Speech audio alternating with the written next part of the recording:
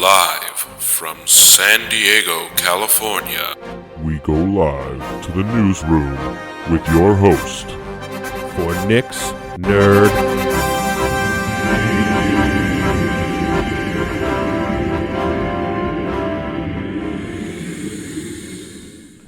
Well, hello there, everyone. Today is March 22nd. It is a Wednesday. I'm your host, Nick. It is Nick's Nerd News, if you didn't already know that. Obviously, I mean, that's why you're here, right? I forget that you guys come here week after week. I almost forget that you know it's me. No, I kid. But it is episode 254. That's crazy, isn't it? It's been a good year. Been a good year so far. And movie season is back. Let me tell you something. We should be getting back to back movie reviews over the next few weeks because it's time to go to the movies again. But you know what? We're going to talk about Shazam, obviously, today. That was the hint for that. But, we got some other fun news as well.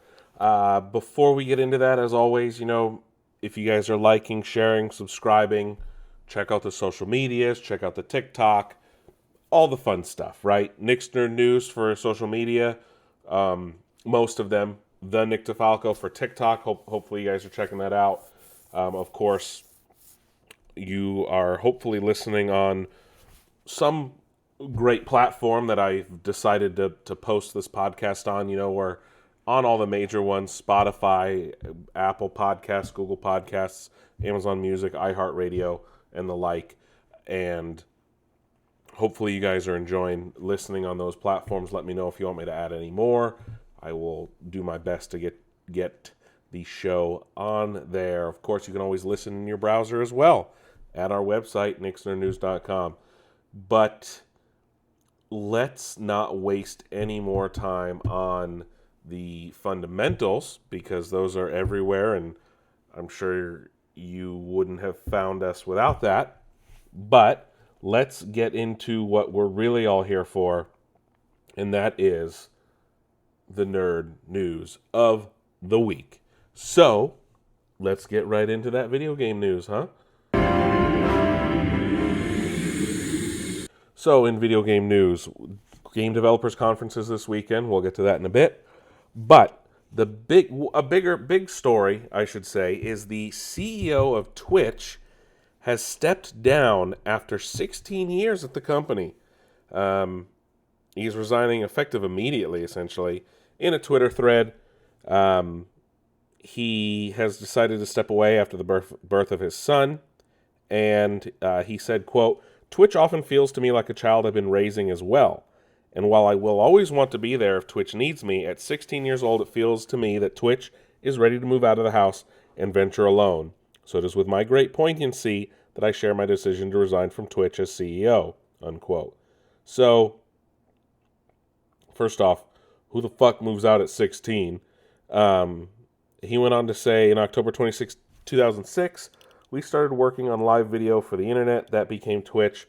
More than 16 years later, I'm now a father and ready to move on to my next phase of life. I wrote a blog post, but the short version is, thank you so much to everyone who built this with me," quote unquote, Emmett Shear. Dan Clancy, who is the president of Twitch, has effectively taken over as CEO moving forward. Shear will stay in an advisory role. Sounds like more like consultant, right? They make more money that way sometimes anyway. Far Cry 5, Ubisoft has announced, is getting a 5th year, yes, it's been 5 years since Far Cry 5, a 5th year, 60 frames per second anniversary for next-gen consoles. I don't know why, of all games to update, that's a weird one. Hyperkin has announced their new Xbox 360 remake controller named the Xenon. It will release in June and is expected to cost $49.99. So, if you remember, Hyperkin actually remade the Duke a few years ago and still sells it. A remake of the original Xbox controller. and now they're doing a 360. I wish they would do an S controller for the original Xbox, but we're getting a new Xbox 360 controller that will work on Xbox Series S, X, and I think Xbox One as well. So be on the lookout for that when it drops in June. As of right now, I think only the white has been announced. No, PlayStation and Sony are not making a Superman game.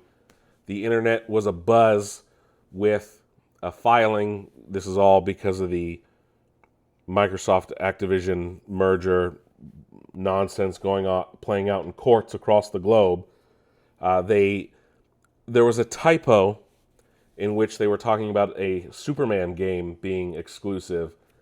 They were referring to Marvel's Spider-Man on the PlayStation consoles, not Superman. As much as we would all like to know about a Superman game, it is very likely that it would not be exclusive, as Warner Brothers Interactive, I should say, usually doesn't make those types of deals. And James Gunn has already said moving forward, a lot of stuff is going to be more connective. And I don't think they would make a Superman game now, especially with Suicide Squad Kill the Justice League on its way at some point this year. OpenAI, the company behind ChatGPT and DALL-E, has announced that their GPT-4 AI program was able to make a playable version of Pong in under a minute. That's insane. So they released GPT-4, which is an AI language model, and people have been putting it to use. So Pietro Schirano, who found out that it created a Pong-like game, and I guess he put a basic example using JavaScript with HTML5 Canvas API into GPT-4, and it built it. It also made versions of Asteroids, Breakout, and a few others, which is insane. Granted, those games are very simplistic in terms of programming, and compared to newer games, granted, those games were made almost 50 years ago. It makes sense that an AI could do something like it. Square Enix has come out and said that when Final Fantasy XVI releases this year, if you focus on the main story, you should finish it in about 35 hours. And if you plan on 100%ing the game, it should take about 70 to 80 hours combined for everything. Bella Ramsey has come out and said that The Last of Us Season 2 probably will be out within the next 2 years. Obviously, the first season just recently ended, one of the most successful shows on HBO. And it's interesting now that all these shows are taking more than a year to produce second seasons or seasons in general. They're becoming more effects heavy and more post-production heavy. And I get it. Sci-fi shows and shows like that are kind of taking over the medium, if you will. But I always thought when the volume came out, which a lot of companies are starting to use, which is what Lucasfilm pioneered with the Mandalorian, that it was going to make production easier. I guess not so much. I know they film a lot on location though with The Last of Us. But then again, you have shows like Succession who are coming out year after year, or traditional programs, because those are filmed on a set and not as effects post-production heavy. A YouTuber has spent $22,000. Yes, you heard that correctly. $22,000 to purchase every Wii U and 3DS game on the Nintendo eShop before it shuts down at the end of this week. Per Video Games Chronicle, the completionist and said it took him almost a year to get all DSiWare, Virtual Console, DLC, and everything to purchase 866 Wii U games and 1,547 3DS game purchases in total. A Wii U with 3 external hard drives and a 3DS with 4 micro SD cards. And he will be donating it to the Video Game History Foundation so that they can be preserved as the digital offerings, which will cease to exist on March 27th, later this month. I don't know why I said later this week. So he spent about $22,791, so about $23,000 actually. He used 464 different eShop cards, and it was about 1.2 terabytes of Wii U games and 267 gigabytes of 3DS games, which that's not a lot when you think about it. Some of these modern games take up like 4 terabytes alone, and that's like 60 games. Granted, these are Nintendo games we're talking about. If you want to translate that into Nintendo bits or blocks, which is what they use, which is ridiculous, it translates to 2,136,689 blocks, which is what Nintendo uses to measure their games. At least they did on the DS and Wii U. I don't remember what they use on the Switch, even though I play it more than... I never had a Wii U, and I only had a few games on DS. I don't remember. I don't know what... Oh, wow. He had to buy 10 games at a time before it was forced to download them. And you can't spend a certain amount every day. That's probably why it took him so long to do it. Wow. That's crazy, the rules that Nintendo game has. Yeah, you have until March 27th to buy any games you're looking to get before those eShops shut down next week. Zack Snyder has announced that his film Rebel Moon, which is coming to Netflix, is getting a video game adaptation, and he says it's going to be an RPG of ridiculous, quote unquote, ridiculous scale, whatever that means. He said, quote, "I mean, the one thing that I'm really having a really good time with is, I don't even know if I'm supposed to talk about it, this RPG that we're doing that is just literally insane and so immersive and so intense and so huge. And like, we talked about how we would go do the same. And I was like, we just said, let's go," said, quote unquote. This was on the Nerd Queens podcast. So, I don't know. That game is not going to come out in time for the movie. If you guys are not aware, Rebel Moon was actually pitched to Lucasfilm as a Star Wars film first, but Lucasfilm said no, and he turned it into his own sci-fi project that has become a Netflix exclusive. I don't know when that's supposed to come out, though. Phil Spencer has announced that Microsoft and Xbox plan to release some form of Xbox digital storefront on mobile phones in the coming years.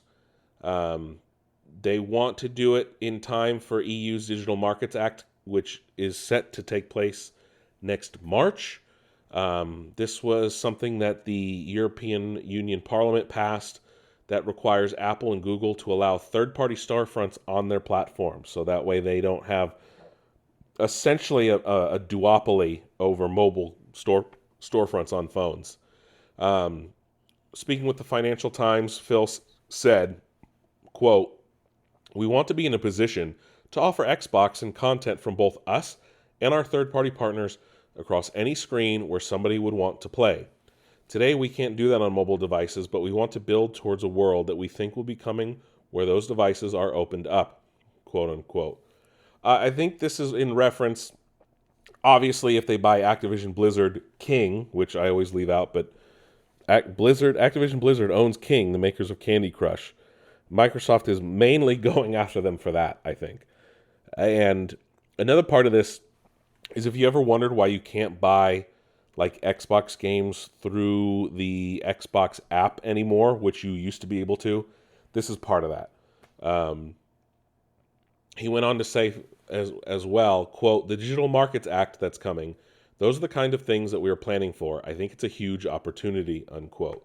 So essentially, they're just planning ahead for the future and obviously hoping that they do get to purchase Activision Blizzard King. So, how many of you have Netflix? How many of you know that Netflix does games? And Netflix has finally announced in a new press event the scope and future of their gaming endeavors, if you will.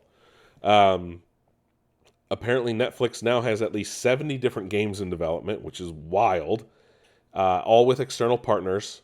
They already have 16 games via Netflix's in-house studios, and about 40 of those games will be released before the end of this year. So, what? There's 55 games on Netflix's gaming platform already? Where? I don't even know how to play these. Monument Valley 1 and 2 are on there, are coming to Netflix sometime next year. Too Hot to Handle game is coming along with the show. Obviously, they have a deal with Ubisoft for games, but I don't know. I don't know how to play their games. How does that work? Do you play it on Netflix? Oh, I think I reported this. Less than 1% of Netflix subscribers were interacting with their gaming service, but they want to have the best gaming service for their subscribers, but they're facing a lot of competition there. We'll see what happens.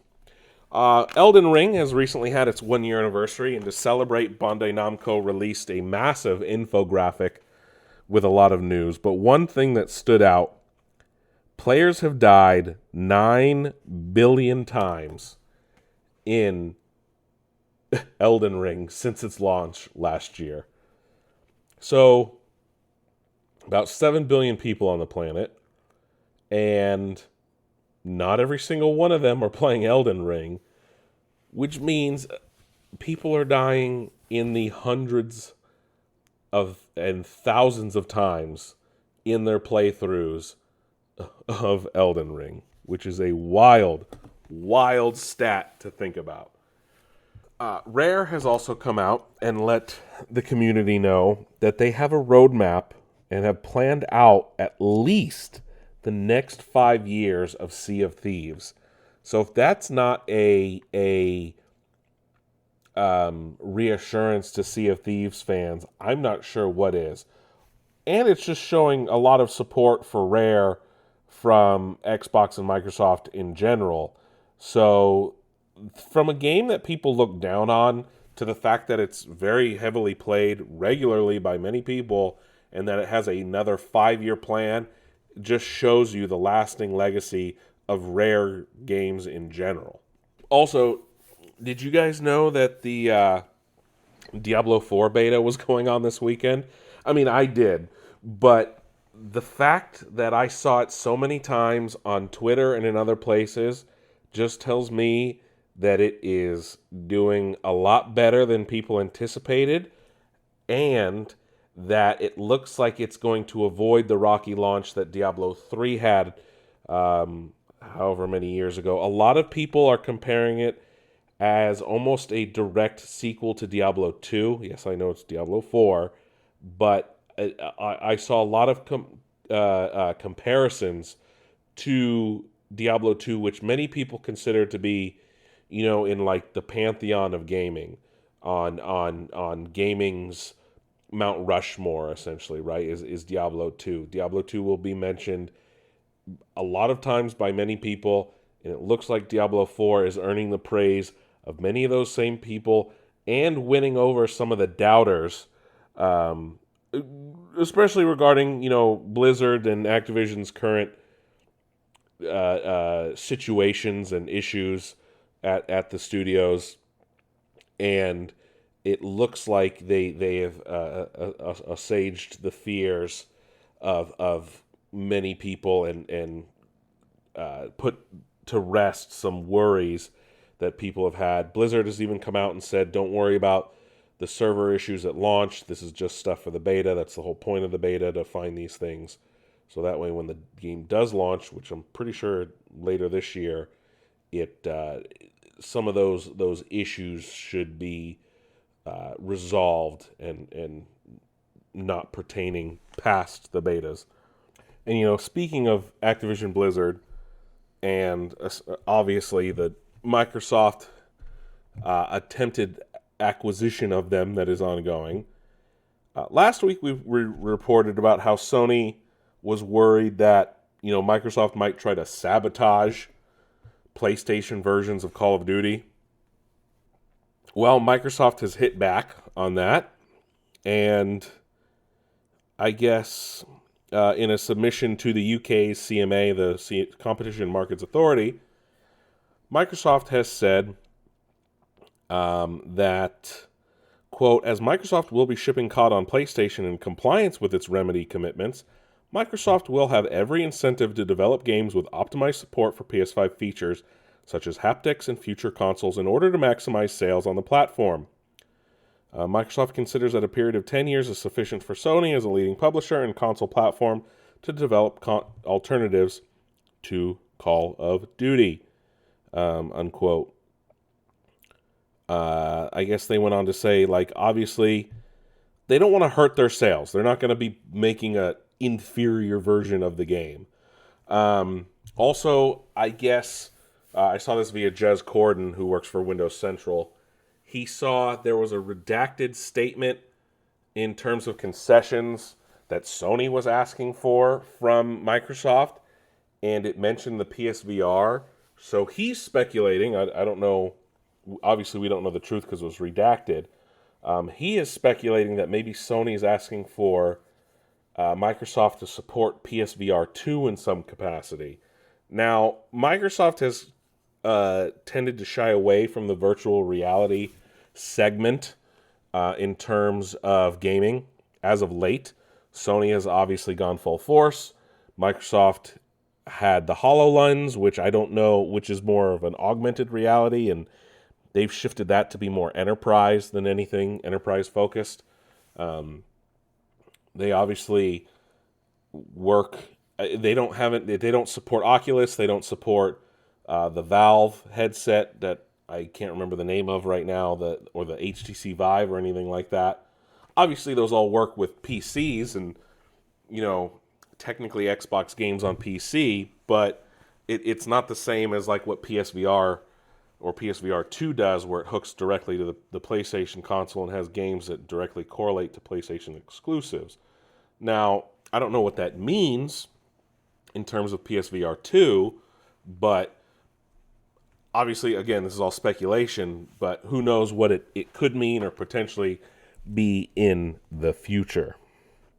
EA has announced that as we move from one giant publisher to the next, EA has announced that several of their games will be delisted starting in April. So that includes Battlefield 1943, Battlefield Bad Company 1 and 2, will be removed from all digital storefronts on April 28th.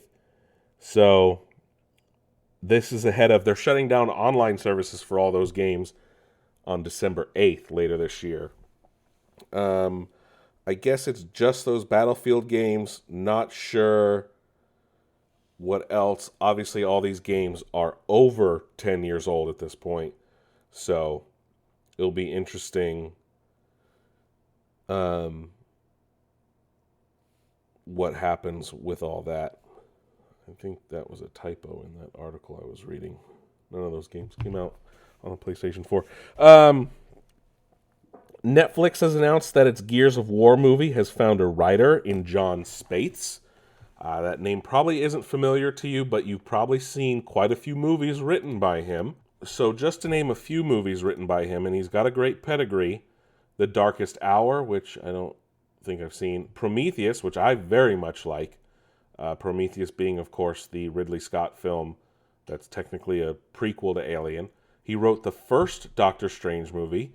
He wrote the movie Passengers that stars Chris Pratt and Jennifer Lawrence. He wrote the story for The Mummy, the Tom Cruise one. So he didn't really write it. He just came up with the story. But he wrote Dune and the upcoming Dune Part 2. So this is someone who knows sci-fi, and it looks like he is going to be doing very well for him. This is a great pick for Netflix to write the Gears of War movie. He has a good pedigree of science fiction, and I think he'll kill it. Tony Todd, who many people know as the original Candyman in the Candyman movies, he's also been in a slew of different movies and films over the years, voicing different characters. Well, it turns out he'll be voicing a character in Marvel's Spider-Man 2, expected out on the PS5 this year. And he was hinting at a possible September release and a large, media blitz to start in August this year. September's an interesting time because Starfield just got announced for September. So 2 big heavy hitter exclusive games dropping in the same month. One on PlayStation 5, one on Xbox, of course. Valve today, in a surprise announcement, announced Counter-Strike 2. Yes, Counter-Strike 2 is real. It's coming this summer, of all things, and will actually be a free update to all owners of Counter-Strike Go. All equipment and weapons and everything will move forward into Counter-Strike 2. It comes with improved assets, new maps, new skin on all the maps and features and everything. They bumped everything up. They're really touting their new smoke grenades that are very realistic. But yes, Counter-Strike 2 is real, and it's coming this year. And it's a free upgrade to everyone who owns Counter-Strike Go. And I don't know what it will... They didn't announce a price or anything for anyone new to the franchise. Is Counter-Strike free to play? I don't even know. I've never really played. So let me open up my Steam and let's take a look. Okay, found out why I couldn't find it. My preferences were all jacked up. Counter-Strike Go... CSGO came out in 2012, right? So it's been over 10 years. It is free to play, and it will be a free update to Counter-Strike 2, just so you guys are aware. How about this? GameStop has announced it had its first profitable quarter in almost 2 years. It is back in the green. It reported a profit of $48.2 million in the fourth quarter of fiscal year that ended January 28th. So that is fiscal year 2023. And which is wild. First profitable quarter in 2 years. Net income, like I said, of $48.2 million. And a very big improvement over the net loss of $147.5 million last year. But things still aren't looking good for the company. Sales dipped to $2.26 billion from $2.25 billion. And in the fourth quarter, decrease in net sales at $5.97 billion, down from $6.01 billion. Not a huge loss, but it still is. And drop in inventory from $6.82 million from $9.15. That's a big drop. But they do have $1.39 billion in cash and cash equivalents, which is an increase over $1.27 billion last year. So they're not as bad. They're not doing as bad, but they're not doing great either. It looks like it. But hey, they're doing well. Before we get into the state of Unreal, which is something Epic did on Unreal Engine 5 at Game Developers Conference, Ubisoft has announced a new AI writing tool that I've seen some interesting pushbacks to. I don't see how it's necessarily a positive. I agree with the people that are pushing back on it. It is a new AI script writing tool called Ghostwriter, and via a blog post by Ubisoft, It says, quote, rather than writing first draft versions themselves, Ghostwriter lets script writers select and polish samples generated for NPCs, quote unquote. And it's they want to stress that it's not replacing video game writers, but it will help them save time by writing NPC dialogue. I don't know if that's a good thing or a bad thing or just some gobbledygook to save time and money on things. I don't necessarily agree with this move from Ubisoft. We'll see, though, how it works in future games, obviously. I do want to talk about, though, the state of Unreal. So Game Developers Conference is a trade show, essentially, for game developers that takes place every March in San Francisco. Epic Games, who owns the Unreal Engine, showed off a lot of new Unreal Engine 5 stuff, some tech demos, things like that, including a new Unreal editor for Fortnite, which actually looks really cool. MetaHuman Animator, which I think is going to be a game changer, no pun intended. You could essentially film someone's face on a cell phone and within minutes get almost a perfect 3D rendering of it, or use it as facial capture data for other models in-game. It's amazing what they did. And they showed it off for Senua's Sacrifice 2, which I didn't even know. I was looking at a computer-generated image for a while. I thought it was a real person. There's new updates in Unreal Engine 5.2, including procedurally generated maps and things like that. And they showed off a video with like a Rivian truck driving through a forest. Again, it looked nearly fucking real. The uncanny valley is there, but not to the same degree. And they've also announced a new unified digital asset storefront for developers and creators alike in their Unreal Engine 5 is literally going to change the video game industry for the better. And I don't like using the word game changer because it's literally just making games, but it can be used in Hollywood. It can be used for game cinematics. Obviously, not every game is going to be able to take the full advantage of Unreal Engine 5, right? The things they are showing off are in like RTX 4090s, TIs, and things like that. But if used properly in other games and things, it will make games look amazing. Some games already are, but what this can do for other things is top notch, off the charts. I cannot wait to see how it all plays out and what games will look like ultimately. Because if Senua's Sacrifice looks anything like that, whoa. And before I head over into the TV world, I do want to talk about, if you've been playing Destiny 2, I'm sure you're aware of the news, but many people have been holding vigil around Commander Zavala because of Lance Reddick, and we'll get into that in a little bit. I didn't know where to put that story, but we'll talk about Lance Reddick in just a little bit. Let's head on over to Hollywood, shall we, for TV news first.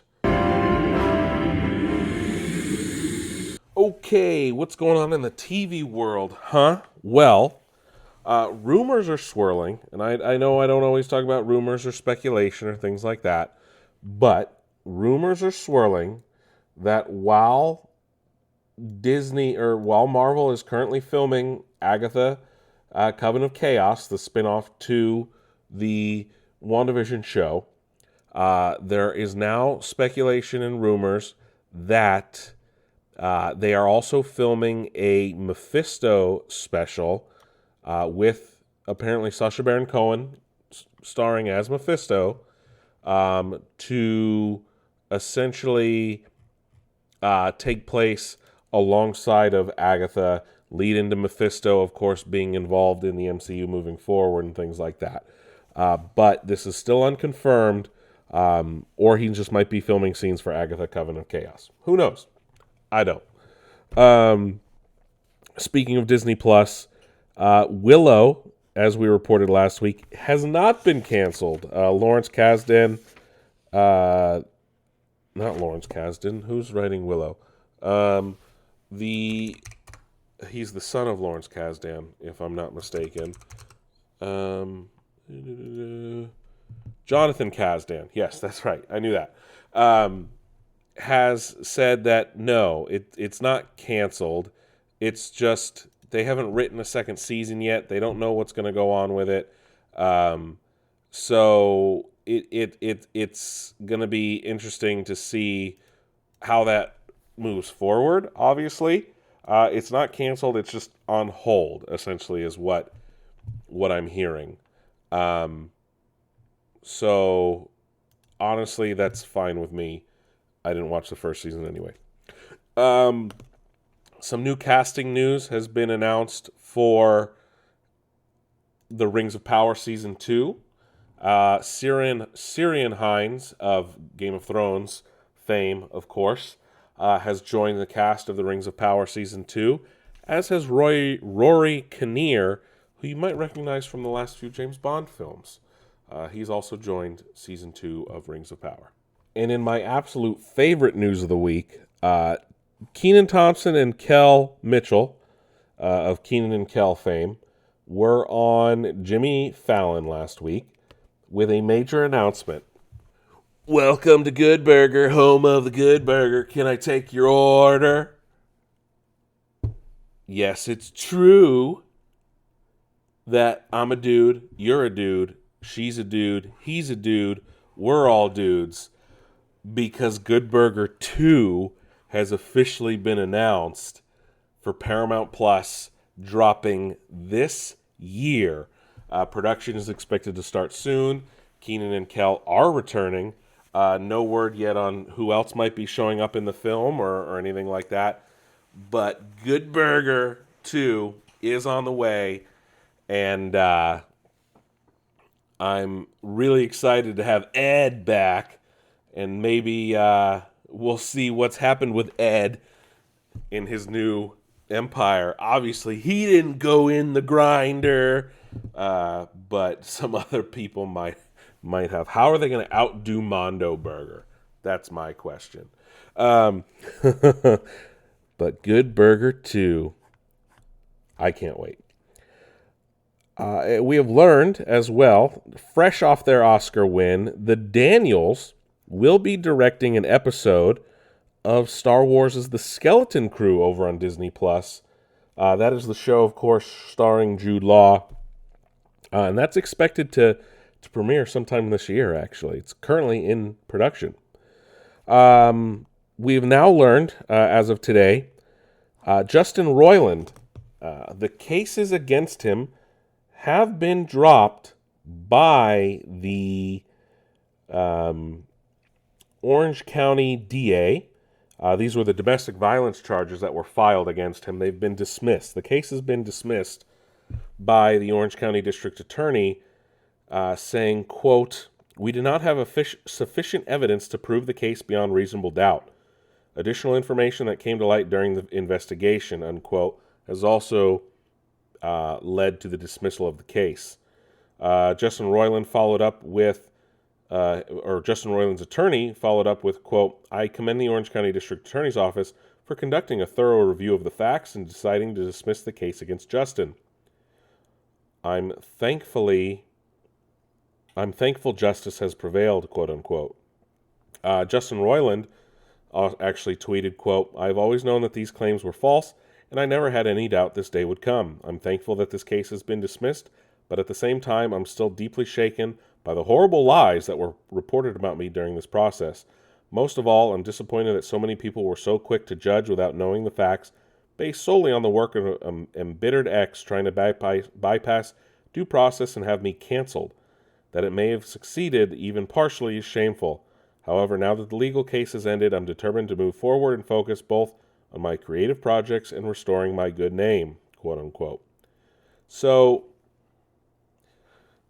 look, he's already pleaded guilty, from my understanding, to some domestic violence charges, and that was last year.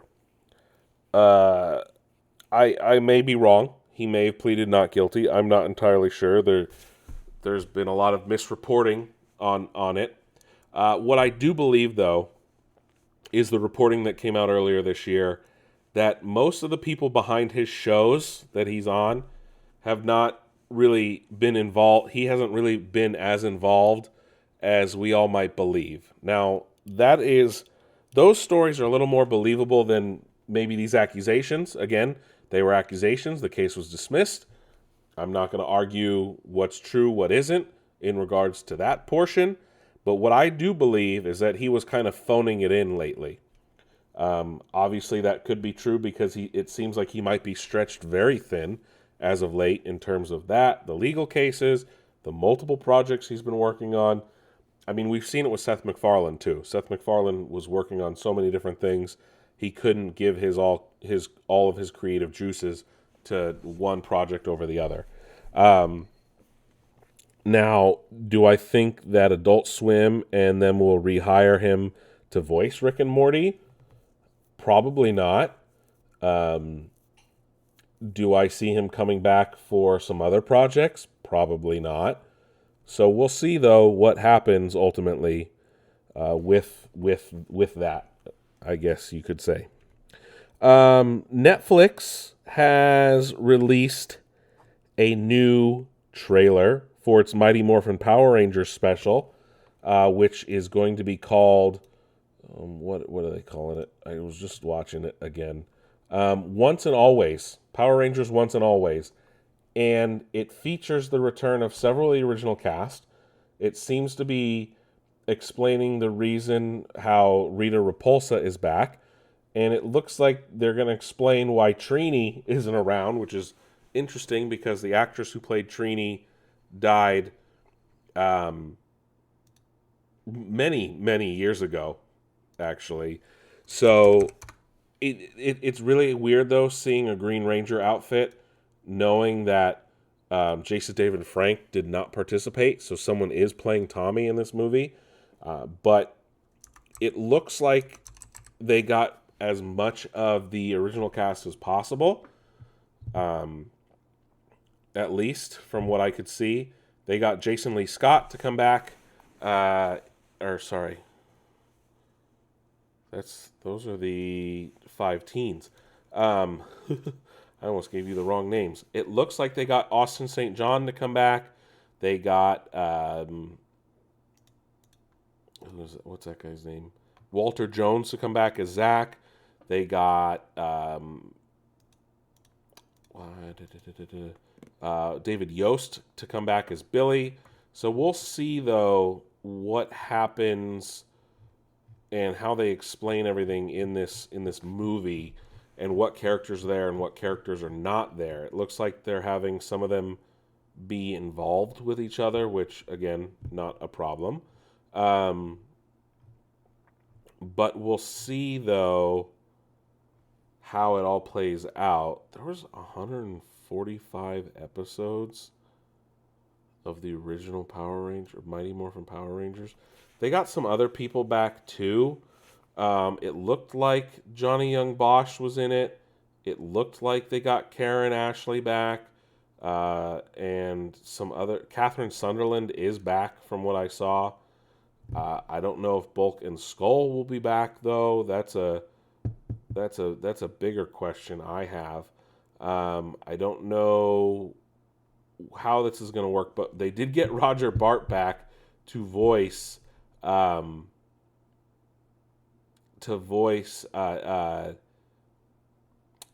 can't I say his freaking Alpha 5 or Stephen Horowitz. Why did I say Roger Bart? They do sound very alike. So that makes sense. So I, though, cannot wait to see how this all plays out, because it is technically going to be a sequel to where is it? Once and Always. That is not on here. But yes, Catherine Sutherland, who's an Australian actress. They got a lot of Australians on there.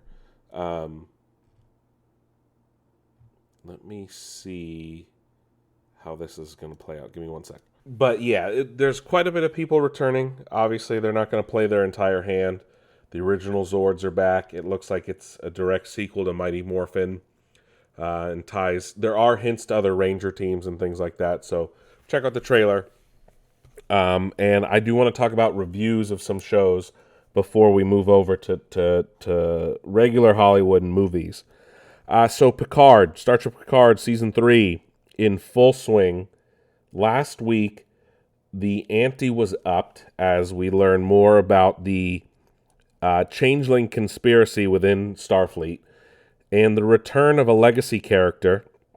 Not one of the main cast, but an important character nonetheless in Star Trek, and that was the return of Ro Laren. Yes, Michelle Forbes returned to the role of Ro Laren almost 30 years after she was last seen on screen in The Next Generation. It looks like the changelings have invaded more of Starfleet than I think anyone realized, and they, unfortunately, we see the end of Ro Laren, which is very, very unfortunate. We get more of Rafi and Worf, and it looks like they'll be teaming up with Jean-Luc and Riker and Dr. Crusher this week. So the cast is coming together, and it looks like Geordi will finally get Geordi in this week's episode as well, as the crew of the Titan, begrudgingly captained by Captain Shaw, heads to the Daystrom Institute. And I fully expect either Lore or Moriarty to show up this week at the Daystrom Institute. There's no reason that they won't be, in my opinion.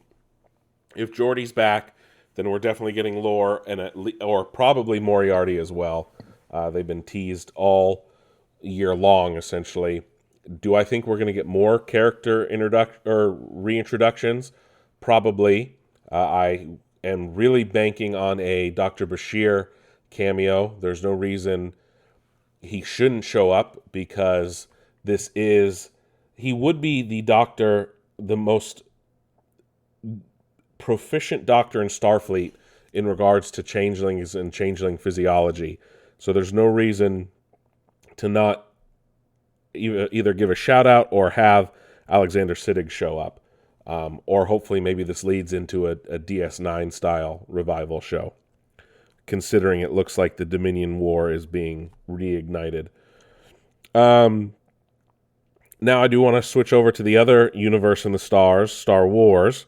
The Bad Batch. This was one of the best episodes, period, of the show. Things are very much heating up for both Clone Force 99 and clone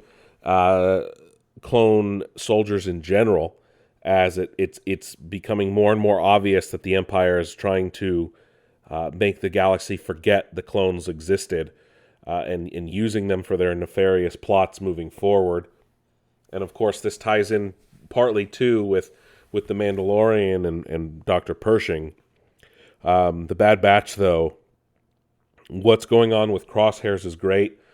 Seeing it didn't look like, I don't think it was Rex, but it was obviously Gregor and Echo that were on a mission, and them rescuing some other clones was great to see as well.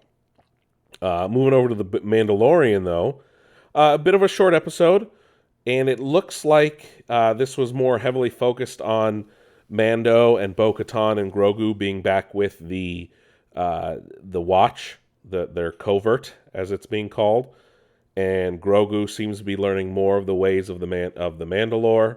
This is the way. Bo-Katan seems to be diving headfirst into that cult, though. She's going deeper and deeper. However, she earns their trust on their hunt for those creatures to rescue Paz Vizsla's son. And it looks like, first off, this is a slow-moving season, especially because we all thought they were going to get to the living waters midway, and it only happened in the second episode. There's a lot that needs to happen in the Mando, because I don't know what pace they're moving at, and the episode lengths have been all over the place. It was a fun episode, but it felt like a side story.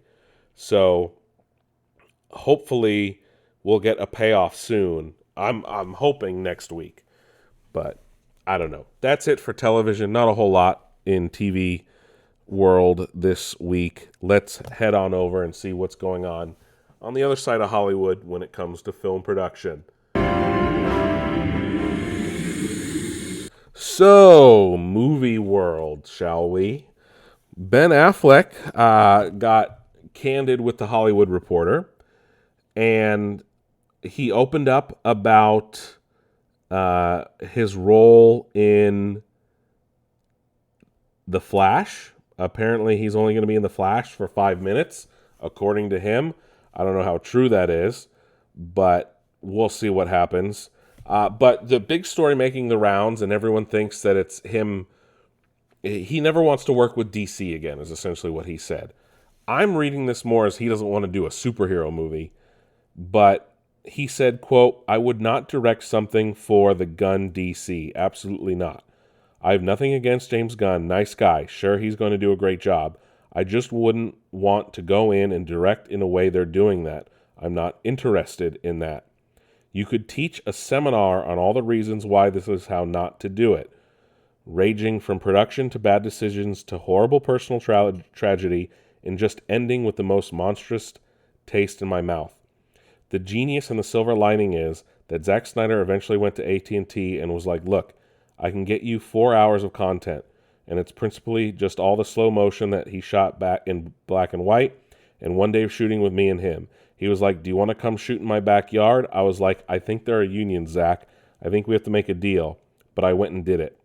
Unquote. So this is all in relation to Justice League. Like, because of what happened on Justice League, he doesn't want to make like a superhero movie or a studio movie like that. And that's why he created his new production company with Matt Damon, his friend, of course. This is, I don't think he would make a movie for Marvel either. He went on to, quote, say, "All of a sudden I was getting congratulated for the bomb I'm in, but I was going to direct a Batman, and Justice League made me go, I'm out. I never want to do any of this again. I'm not suited. That was the worst experience I've ever seen in a business, which is full of some shitty experiences. You want to go and work and find something interesting to hang on to, rather than just wearing a rubber suit, and most of it you're just standing against the computer screen going, if this nuclear waste gets loose, well, that's fine. I don't condescend to that or put it down, but I got to a point where I found it creatively not satisfying. Also, just, you're sweaty and exhausted, and I thought, I don't want to participate in this in any way, and I don't want to squander any more of my life, of which I have a limited amount," unquote. So see, when you read his whole quote in context, you understand it's not just DC, it's like superhero movies and movies like that in general, right? And everyone's like, oh, he hates DC, blah, blah, blah. No, he doesn't want to do that anymore. And the experiences on Justice League, which everything I've heard now has turned into a major shit show. I get it. I understand where he's coming from completely. And, like, I have no ill will against him for that. Like, he's not shitting on it. He's shitting on the process, but he still wanted to help Zack finish Justice League. Obviously, he came back for The Flash and Aquaman, so we'll see what happens. We've learned that Barry Keoghan is in talks to join Gladiator 2, as is Denzel Washington, as Ridley Scott moves forward on his sequel. Going back to DC, David Ayer's Suicide Squad, we're learning, was supposed to have more ties to Justice League than previously thought. On Twitter, David Ayer was being asked questions, and he said, quote, "The script issue was having Steppenwolf and the Parademons stripped out prior to production. Enchantress was under the control of a mother box and opening a portal to Apocalypse," unquote. So it looks like that was supposed to have a much bigger tie-in to Justice League.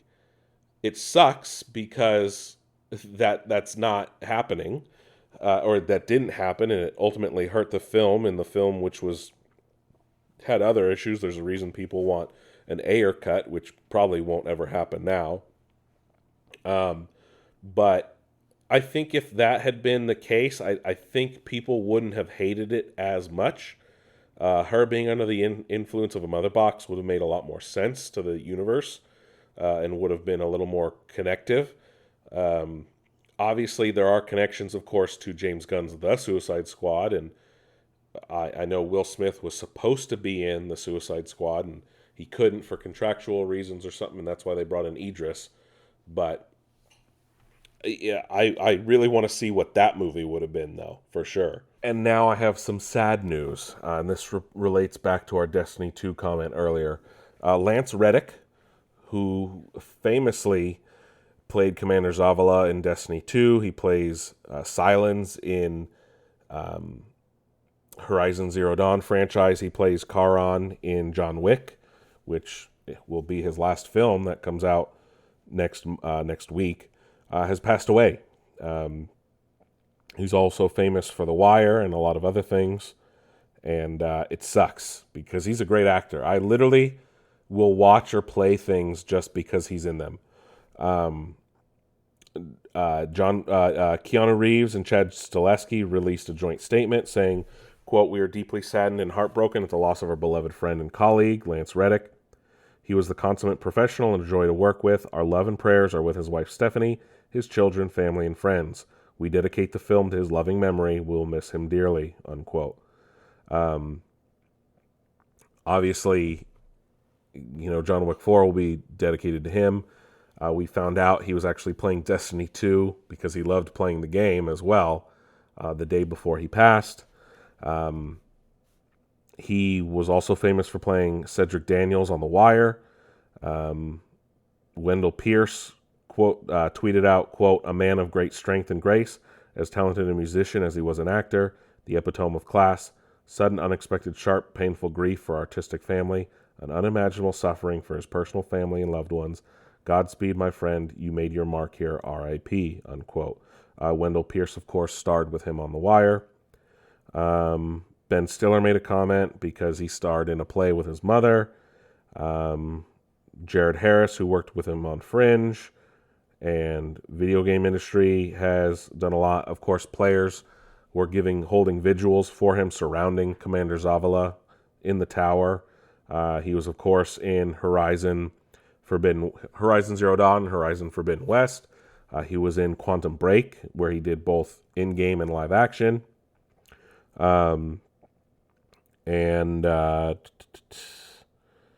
Pete Parsons of Bungie said, quote, "Folks who work on Bungie's Destiny also shared their love for Reddick today, with Bungie CEO saying, quote, Pete Parsons said, quote, we just lost a beautiful human," unquote.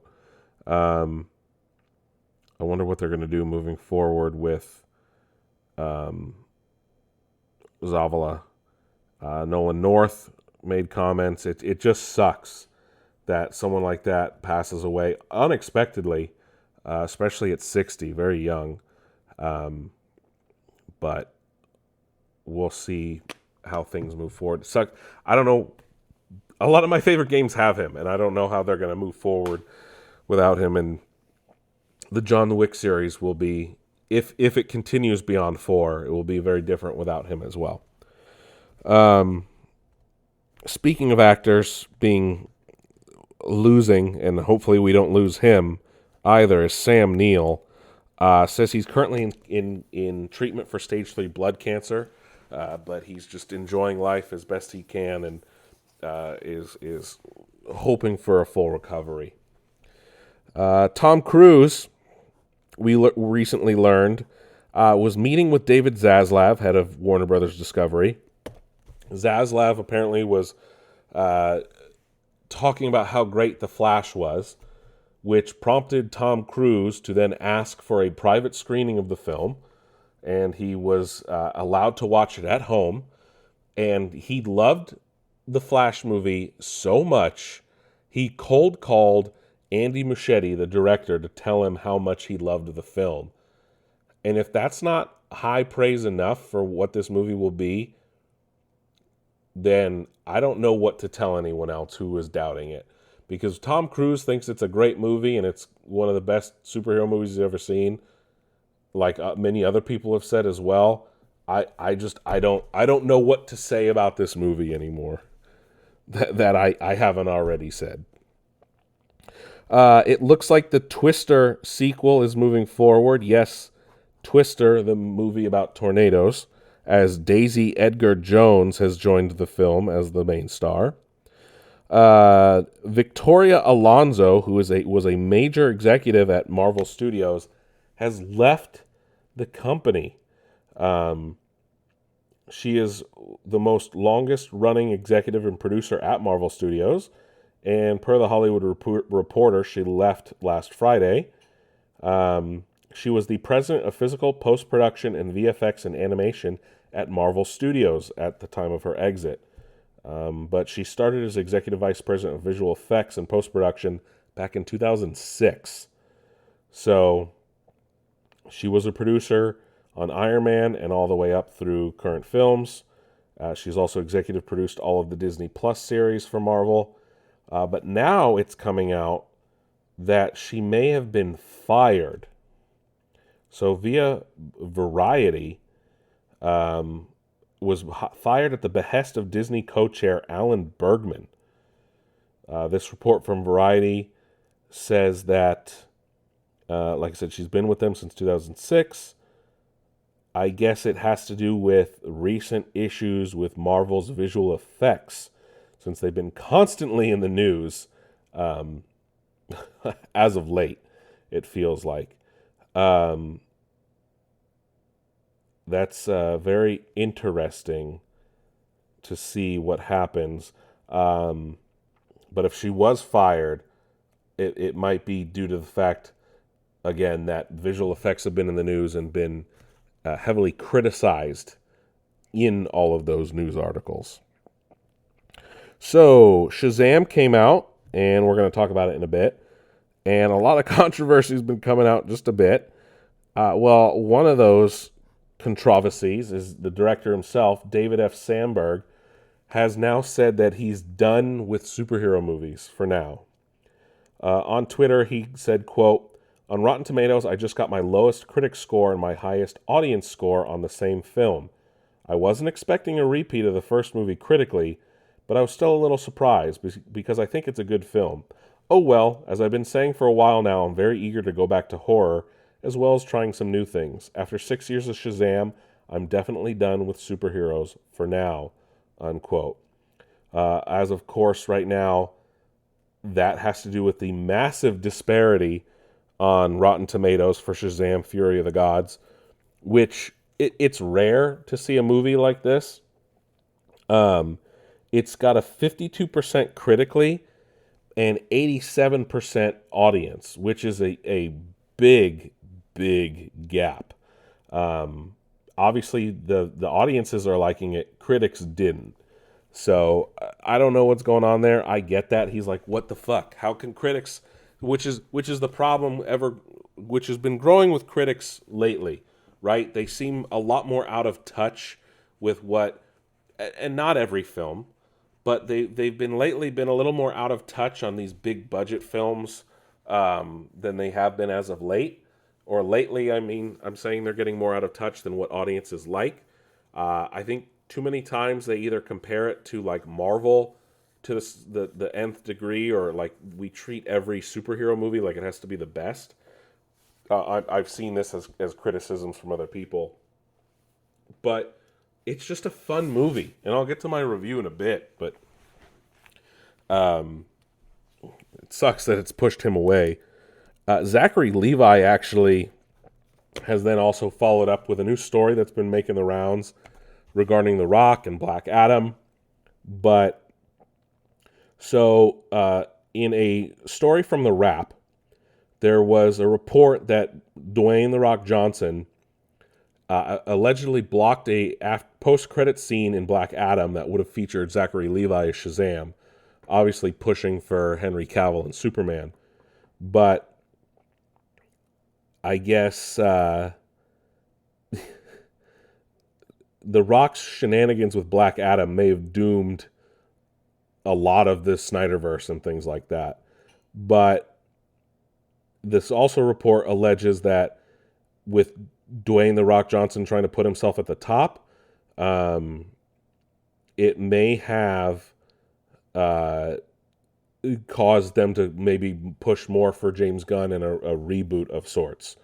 So Zachary Levi posted this story and then said the quote, "The truth will set you free," on his Instagram stories. But this alleged scene would have seen the Justice Society of America recruit Shazam, which would have tied into Fury of the Gods then. And that I'll talk about the post-credit scene that was in Shazam. But instead, The Rock pushed for Henry Cavill and Superman. Now, here's a weird and interesting thing. And people are also saying because of what The Rock did, it killed both Shazam and Black Adam. So look, the Black Adam has always traditionally been a villain or an antagonist to Shazam. Yes, there's instances of Black Adam and Superman fighting, but Black Adam is always tied to Shazam. Considering, he says Shazam to turn into Black Adam, right? Their powers are linked. They have similar outfits. There's really no true explanation as to why he's been so anti-Shazam. It doesn't make sense because they're tied together. There would have been more, like, I saw someone posted, like, if you have a Black Adam Superman movie, it's just two super dudes punching each other and not a whole lot of fun. If The Rock would have just embraced Zachary Levi and Shazam, you could have a fun, like, play off each other with their comedic timing and jokes and things like that. And I get that 100%. Would his Black Adam fit in this Shazam world? Not as much, to be honest, man. Will Shazam move forward? Maybe. I kind of hope so. I like what they're doing. I like what they did in Fury of the Gods. Maybe David F. Sandberg won't be at the helm, but that's okay. Not every superhero director does every film in the franchise, right? I mean, Jon Favreau didn't do all the Iron Mans. Some people argue that was its downfall. Not everybody... I mean, James Gunn is one of the few exceptions where he's done every Guardians movie, right? Ryan Coogler did both Black Panthers. So it doesn't always happen. It does, but it doesn't always. But who knows what could have happened. Let's move over to the other major franchise of Disney, though, and that is Star Wars. We're back to another Star Wars story. We learned within the last 24 hours that apparently David Lindelof and Justin Britt Gibson were writing a Star Wars movie, a secret one. I was not happy about learning that Damon Lindelof, I think I talked about this a while, there was a rumor. I don't like Damon Lindelof. I do and I don't. Him and JJ are the worst when it comes to ending a story or filling in the gaps in a story. They're great for the idea, but for execution and finishing, they're the fucking absolute worst. Dog shit when it comes to endings with them. I loved Damon Lindelof when he did The Leftovers. I hated the ending. But then Damon Lindelof tried to do The Watchmen, and that show, fucking weird, man. But they were apparently writing a Star Wars movie. This is via Deadline. They have left the project. But it's apparently supposed to be directed by Sharmeen Obaid-Chinoy, who I'm not familiar with. They apparently turned in the script, but left. A lot of this stuff is supposed to be revealed at Celebration next month. It's still on the table, I guess. Oh, yes, this was October we talked about. It was a standalone film. Apparently it would lead to more movies if it was successful. I don't know when it's supposed to take place, but now we've learned there's a new writer in place just in time for Star Wars Celebration. It is now being written by Stephen Knight, the creator of Peaky Blinders. he is going to be taking over. This is via Variety. So Charmin Obaid Chinoy will still direct, but now Stephen Knight will be writing the film. He's also written Closed Circuit, Dirty Pretty Things, Eastern Promises, and The Girl in the Spider's Web. So he's good pedigree. I'm just hoping he can fix whatever dog shit Damon Lindelof coughed up onto paper.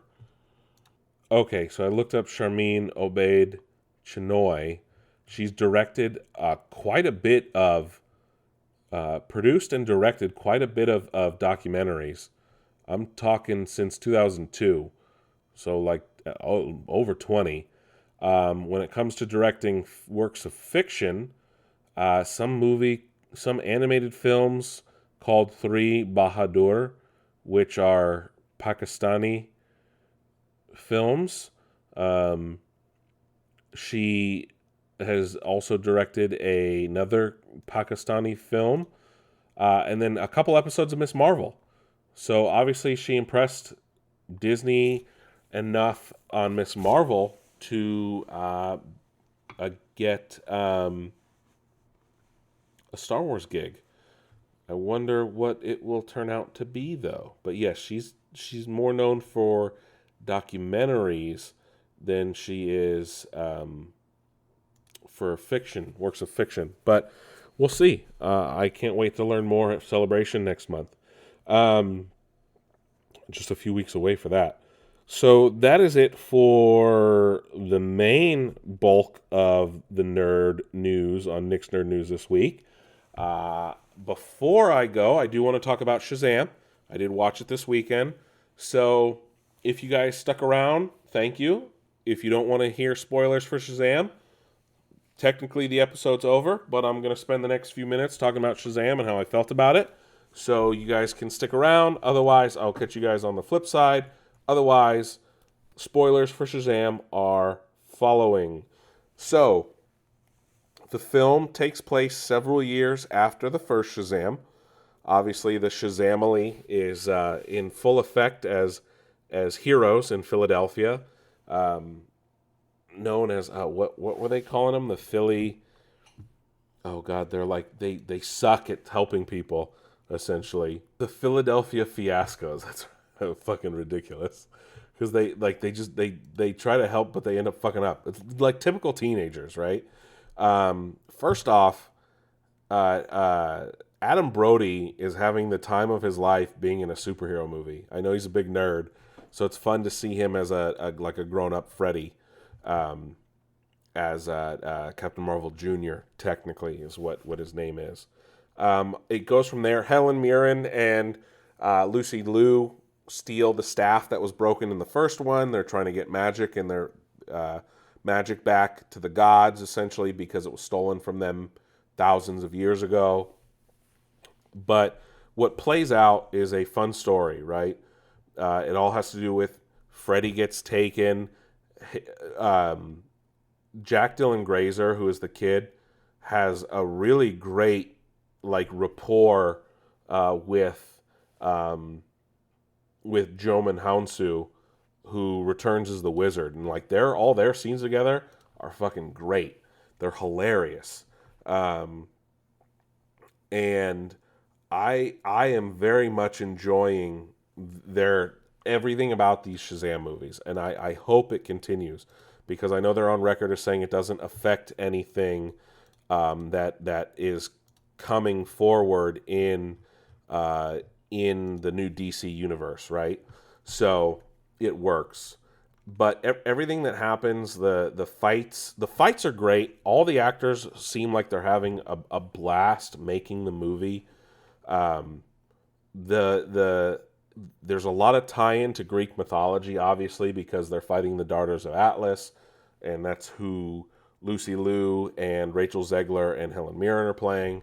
So it's a fun story that all plays out. Ultimately, it ends in this big fight scene at Citizens Bank Park, which is the baseball stadium in Philadelphia, and Billy essentially has to sacrifice himself to save everyone, and that's great because this has been a great storyline and where he learns growth, right? He goes from being this kid who's unsure of himself in the first movie and feeling rejected and kind of like accepting his family and trying to be a leader for the team in this new one. We get a lot more of the Shazamily in this movie than we did in the first one, which is also very fun. And in what is probably the greatest product placement in a movie, has to do with Skittles and unicorns. And you know what? Taste the rainbow, motherfucker. Because unicorns are apparently, in this world, the unicorns are the most feared beast of all, and they use them to fight. Like there's a manticore and a cyclops and a harpies and minotaurs attacking the city. So the thing I like about the Shazam movies is they build more off of myth and mythology and things like that. Like in the first one was the seven deadly sins. This one you have Greek mythology, which ties into the reason why Wonder Woman is in the movie. Mostly towards the end of the film and teased throughout the film, but it makes sense. But everything else is just great about the movie. I was laughing the whole fucking movie, and I want that. And it's like, how does this movie get a 52 critic when it's literally just a fun and hilarious movie? Yes, the story is strange in parts, but like ultimately it's fun. This is not like an Oscar-winning movie. We should all know this. But like I said, it's just fun. It's hilarious. There's a lot of cool cameos in it. It literally ties into Peacemaker and Black Adam and the Justice Society, because Amelia Harcourt and John Economos, who are two characters that were in Peacemaker, in the Suicide Squad, show up to recruit him, Shazam, for the Justice Society. And there's really cool, fun jokes about what they should be called, and it's very confusing because he thought it was being recruited for the Justice League. There's even an after-credit scene that features the return of Mark Strong as Savannah, Dr. Savannah, and Mr. Mind, which could potentially lead into a third Shazam if they were to make one, and I liked that. I think that can play into hell. James Gunn has already called his new DCU phase Gods and Monsters, and there's a reason why, Shazam is technically a god. This all plays into gods and monsters. That's the whole theme of the movie, is related to gods and the idea of gods. So I don't see how he can't fit in to the new DCU. It literally makes the most sense for him to continue. But we'll see. Oh, I just realized Zachary Levi's not as fake jacked in this movie, and they changed the outfits a bit. Sorry, being distracted. But overall, I like Shazam 2 more than the first one, actually. I would give it a solid 8 out of 10 because, like I said, it's just a fun movie. It's got a lot of cool callbacks to Greek mythology, which I like, which doesn't always get all the play in comics like it does. Or in the comics, it gets a lot of play. In the movies, it doesn't. That's one of the things I loved about Shazam or Thor: Love and Thunder was, Russell Crowe as Zeus and things like that. So it's fun, and I am very excited, and hopefully excited that we get to see more of Shazam in the new DCU moving forward, because if not, it would be a big loss on their part to bring a fun character who's already established, who doesn't, allegedly, according to them, doesn't affect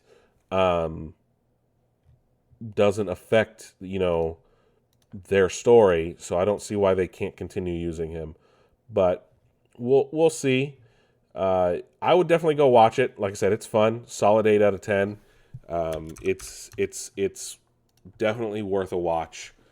And if you guys liked the first one, you'll definitely like Fury of the Gods. But other than that, hopefully you guys have a good week. As always, don't forget to check out nicksnerdnews.com. Follow us on social medias, Nick's Nerd News. Check out my TikTok, the Nick DeFalco. And, other than that, I will catch you guys on the flip side. Thanks for listening week in, week out. That was episode 254. And hopefully next week we'll have a review of John Wick Chapter 4. Catch you guys later.